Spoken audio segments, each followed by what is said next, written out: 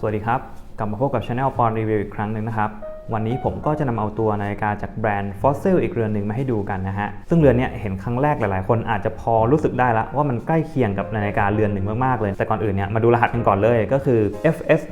5687บนหน้ากล่องเนี่ยเขาจะเขียนไว้ว่า The Desert Dweller นะฮะเห็นคำว่า Dweller เนี่ยเพื่อนๆหลายๆคนร้องอ๋อละเพราะว่าคู่สีแล้วก็หน้าตาของนาฬิกาเรือนนี้นะครับมันมีความใกล้เคียงกับนาฬิกาเรือนหนึ่งของ Rolex มากๆเลยก็คือ Rolex ในรุ่น Sea Dweller นั่นเองนะฮะมันเป็นรุ่นที่เอาไว้ดำน้ำลึกเลยลึกกับพวก Submariner ทั่วไปด้วยจะมีไซส์ที่ค่อนข้างจะใหญ่กว่า Submariner พอสมควรอย่างเรือนนี้เขาก็ตั้งชื่อเป็น Desert Dweller เขาก็ไปอีกทางหนึ่งเลยทางนั้นเข้าลงทะเลใช่ไหมฮะทางนี้เขาไปเดินทะเลทรายแต่เอาเข้าจริงๆมันก็เป็นนาฬิกาที่หน้าตาเนี่ยไปทางนาฬิกาดำน้ำนั่นแหละแต่ก็อาจจะตั้งชื่อเพื่อให้ดูเป็นอีกแนวทางหนึ่งนะฮะซึ่งเรือนนี้ก็มีอะไรที่น่าสนใจหลายๆอย่างเลยเดี๋ยวมาเริ่มจากหน้าปัดกันก่อนคือดูจากตัวเรือนเนี่ยเราจะเห็นได้เลยว่ามันเป็นนาฬิกาที่ไซส์ใหญ่มากๆนะฮะดังนั้นเนี่ยหน้าปัดก็จะแบบใหญ่โตชัดเจนมากๆเลยตัวมาร์เกอร์หลักชั่วโมงแล้วก็เข็มชั่วโมงเข็มนาทีมีพรายน้ำมาให้ที่ค่อนข้างจะเยอะนะฮะก็เรืองแสงได้ดีในระดับหนึ่งเลยตัวสีหน้าปัดเนี่ยก็เป็นสีแบบดำด้านนะครับไม่ได้สะท้อนแสงอะไรเยอะเท่าไหร่แต่ว่ากระจกของเขาเนี่ยจะเป็นกระจกที่มีความโค้งนิดนึงคือเวลาเอามือลูบๆปั๊บเนี่ยเราจะสัมผัสได้เลยว่ามันมีความนูนขึ้นมาหน่อยนะฮะมันก็เป็นลูกเล่นอย่างหนึ่งที่ทำให้หน้าปัดมันดูไม่น่าเบื่อเท่าไหร่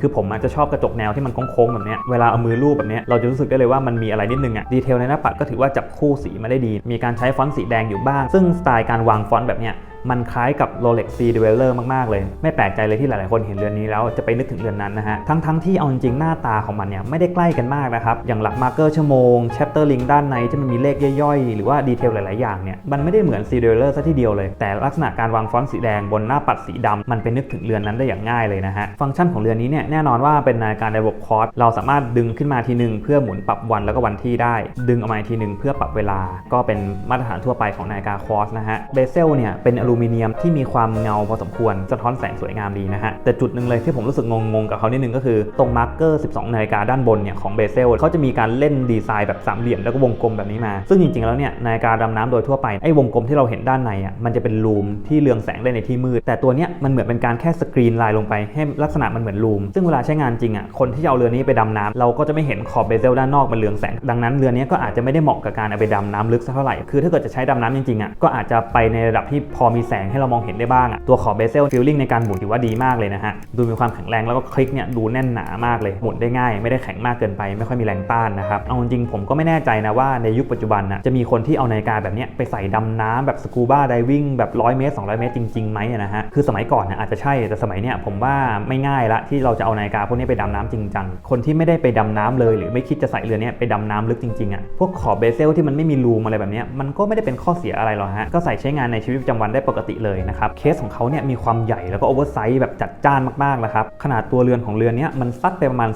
48มิลเลยนะฮะซึ่งถือว่าใหญ่มากใหญ่แบบเวอร์เลยส่วนความหนาเนี่ยอยู่ที่14.9มิลก็ถือว่าหนามากเหมือนกันในการดำน้ำโดยส่วนมากที่มันหนาๆเนี่ยก็เพื่อที่จะสามารถให้มันดำน้ำได้ลึกๆแต่ว่าเรือนนี้มันงงอย่างหนึ่งตรงที่มันหนาขนาดนี้และไซส์มันดูใหญ่มากนะครับแต่มันดำน้ำได้แค่100 เมตรเท่านั้นเองคือปกติแล้วเนี่ยความหนาหรือว่าความใหญ่ตัวเรือนขนาดนี้มันควรจะ500 เมตรอัพ600 เมตรอัพเลยนะฮะแต่อันเนี้ยมันให้มา100เดียวก็ถือว่าเป็นการจงใจดีไซน์ให้นาฬิกามันดูหนาดูบึกบึนดูเป็นนาฬิกาดำน้ำลึกนะฮะแต่จริงๆก็ไม่สามารถดำลึกได้ขนาดนั้นตัวเคสเนี่ยโดยส่วนมากจะเป็นการขัดด้านนะฮะวัสดุก็ถือว่าค่อนข้างแข็งแรงดีใช้ได้เลยแล้วก็มีการเล่นเส้นขัดเงามาเป็นริ้วๆเล็กๆตรงนี้รอบๆขอบนอกทำให้เวลาใช้งานจริงเราไม่ค่อยต้องกลัวพวกรอยขดแมวรอยอะไรสักเท่าไหร่แมททีเรียลแบบนี้เป็นรอยยากอยู่แล้วนะครับฝาหลังก็เป็นฝาหลังแบบมันแวบแบบนี้เลยนะฮะไม่มีดีเทลอะไรมากเท่าไหร่ส่วนตัวสายเนี่ยถ้าเรามองผ่านๆเราจะรู้สึกได้เลยว่ามันเป็นสายที่ดูดีมากนะฮะมีความแข็งแรงทนทานมากๆแต่เอาจริงๆถ้าเราหมุนดูจริงเราจะเห็นว่ามันคือสายแบบเหล็กพับนะครับแต่ว่ามันเป็นสายเหล็กพับที่มีการซ่อนมุมพับต่างๆทำให้เรามองผ่านๆเนี่ยรู้สึกว่ามันเป็นสายที่ตันแล้วก็มีน้ำหนักที่ดีมากเลยซึ่งก็ถือว่าเป็นดีไซน์ของสายที่ใช้ได้เลยทำให้สายดูแพงขึ้น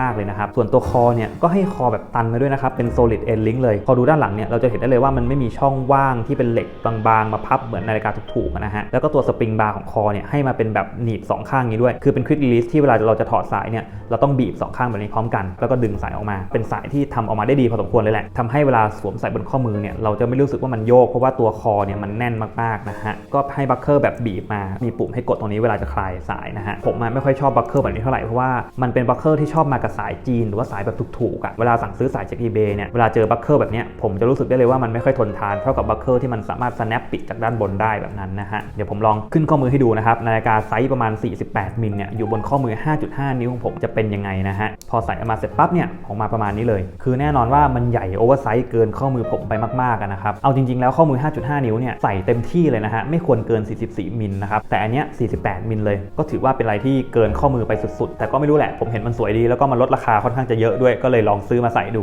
อยากรู้ว่าจะเป็นยังไงเหมือนกันพอใส่ใช้งานจริงเนี่ยต้องบอกเลยว่าเป็นนาฬิกาที่มีน้ำหนักค่อนข้างจะมากคือผมยกมาพักนึงเนี่ยผมจะรู้สึกเริ่มเมื่อยแล้วนี่ขนาดว่าสายมันไม่ใช่สายแบบเหล็กตันๆนะครับอันนี้มันก็ถือว่าปราณีเราในระดับหนึ่งแล้วล่ะที่สายมันไม่ได้หนักกว่านี้นะฮะคนที่ข้อมือเล็กๆแบบผมเนี่ยคงไม่สามารถใส่ได้ทั้งวันเพราะว่าเอาจริงๆนะฮะใส่แค่ประมาณสักครึ่งวันผมก็รู้สึกว่ามันเมื่อยแล้วรู้สึกว่ามีอะไรถ่วงละแต่สำหรับคนที่ข้อมือใหญ่ๆหน่อยยกตัวอย่างเช่น 6.5 นิ้วเป็นต้นไปผมว่าจะใส่เรือนเนี่ยได้แบบเต็มข้อไม้ข้อมือดูแน่นมากๆมันก็จะเหมาะกับคนที่ข้อมือใหญ่มากกว่าแหละซึ่งสำหรับคนที่ข้อมือเล็กเหมือนผมแต่อยากใส่เรือนนี้สิ่งหนึ่งที่เราสามารถทำให้มันใส่ได้สบายขึ้นก็คือการเปลี่ยนสายนั่นเองซึ่งเดี๋ยวผมจะลองเปลี่ยนสายยางให้ดูนะฮะว่าเป็นยังไงขั้นแรกแกะสายเดิมออกก่อนเป็นระบบที่ถอดง่ายดี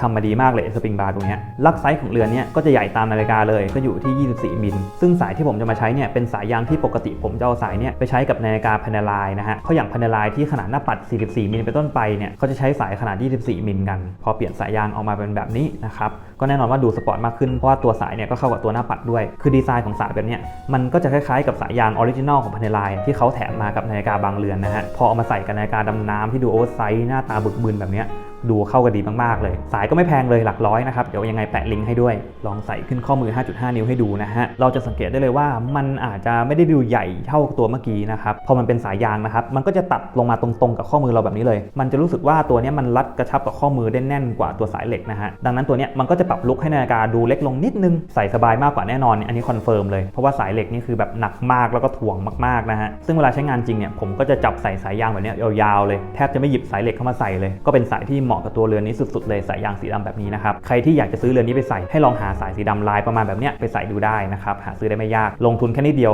ทำให้นาฬิกาใส่สบายมากขึ้นแล้วก็ฟีลลิ่งดูแพงมากขึ้นด้วยสำหรับเรือนนี้เนี่ยราคาจากป้ายเนี่ยอยู่ที่ประมาณ 7,500 บาทซึ่งเอาจริงๆถือว่าไม่ได้แพงมากนะครับสำหรับนาฬิกาที่หน้าตาประมาณแบบนี้แล้วก็วัสดุความคมความเนี๊ยบแต่ละจุดเนี่ยถือว่าใช้ได้เลยแต่สาเหตุจริงๆที่ผมซื้อเรือนนี้มาเนี่ยเพราะว่าช่วงนั้นที่ผมซื้อเนี่ยมันมีโปรลดราคาเหลือแค่ 3,500 บาทเท่านั้นเองใครที่สนใจก็ลองไปหาซื้อกันได้นะครับสำหรับเรือนนี้ก็น่าจะประมาณนี้นะครับใครที่มีคำถามอะไรก็สามารถคอมเมนต์กันมาได้เลยแล้วก็อย่าลืมกดไลค์กดแชร์กด Subscribe Channel ของเราด้วยนะครับแล้วพบกันใหม่คลิปหน้าครับสวัสดีครับ